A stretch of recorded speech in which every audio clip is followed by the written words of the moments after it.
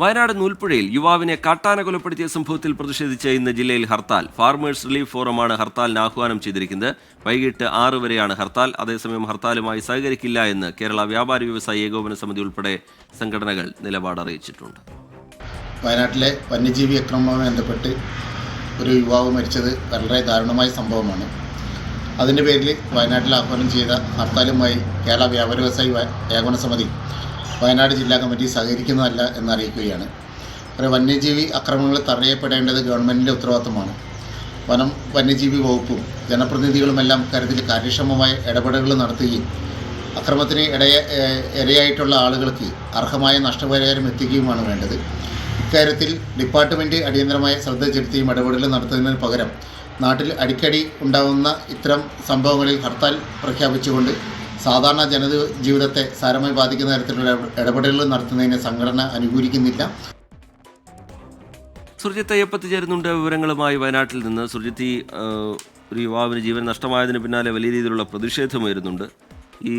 പക്ഷേ ഈ ഹർത്താലിനോട് സഹകരിക്കുന്നില്ല വ്യാപാരികളൊന്നും. എന്താണ് അവിടെ നിന്ന് പങ്കുവയ്ക്കാൻ കഴിയുന്ന വിവരങ്ങൾ സുർജിത്ത്? റിജിത്ത്, ഹർത്താലിൽ ഒരു തരത്തിലും ആളുകളെ ബാധിക്കുന്നില്ല എന്നുള്ളതാണ് വ്യക്തമാവുന്നത്. കാരണം രാവിലെ തന്നെ കടകമ്പോളങ്ങളെല്ലാം തന്നെ തുറന്ന് പ്രവർത്തിക്കുന്നുണ്ട്. വ്യാപാരി വ്യവസായി സമിതിയും വ്യാപാരി വ്യവസായി ഏകോപന സമിതിയും ഈ കാര്യത്തിൽ നിലപാട് ഇന്നലെ തന്നെ അറിയിച്ചിട്ടുള്ളതാണ്. കാരണം ഈ ഹർത്താലുമായി ഒരു തരത്തിലും സഹകരിക്കില്ല എന്നുള്ള നിലപാട്. വാഹനങ്ങൾ നിരത്തിലുണ്ട്. KSRTC ബസ്സുകളും ഒപ്പം തന്നെ മറ്റ് സ്വകാര്യ ബസ് സർവീസുകളും എല്ലാം തന്നെ സർവീസ് നടത്തുന്നുണ്ട്. സ്വകാര്യ വാഹനങ്ങളും നിരത്തിലുണ്ട്. ഓഫീസുകൾ തുറന്നിട്ടുണ്ട്. അങ്ങനെ ഹർത്താൽ ഒരു തരത്തിലും ബാധിക്കുന്നില്ല എന്നുള്ളത് തന്നെയാണ് പറയാനുള്ളത്. ഫാർമേഴ്സ് റിലീഫ് ഫോറം എന്ന സംഘടനയാണ് ഇന്നലെ തന്നെ ഹർത്താലിന് ആഹ്വാനം ചെയ്തത്.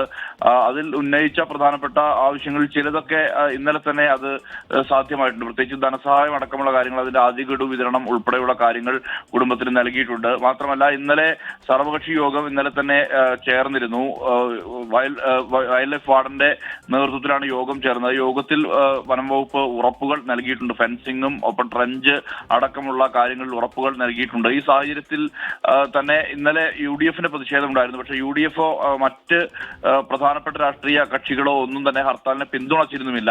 ഈ ഒരു സാഹചര്യത്തിലാണ് ഇങ്ങനെ ഒരു പ്രതിഷേധത്തെ അവഗണിക്കുന്ന നിലപാട് വ്യാപാരി സംഘടനകളും എടുത്തിരിക്കുന്നത്. ഹർത്താൽ ഒരു തരത്തിലും വയനാടിനെ ബാധിക്കാത്ത വിധത്തിൽ തന്നെയാണ് മുന്നോട്ട് പോകുന്നത്. ശരി, ഹർത്താൽ ഒരു തരത്തിലും ജനങ്ങളെ അവിടെ ബാധിച്ചിട്ടില്ല. കടകൾ തുറന്നിട്ടുണ്ട്, വ്യാപാര സ്ഥാപനങ്ങൾ തുറന്നിട്ടുണ്ട്, വാഹനങ്ങൾ നിരത്തിലുണ്ട്.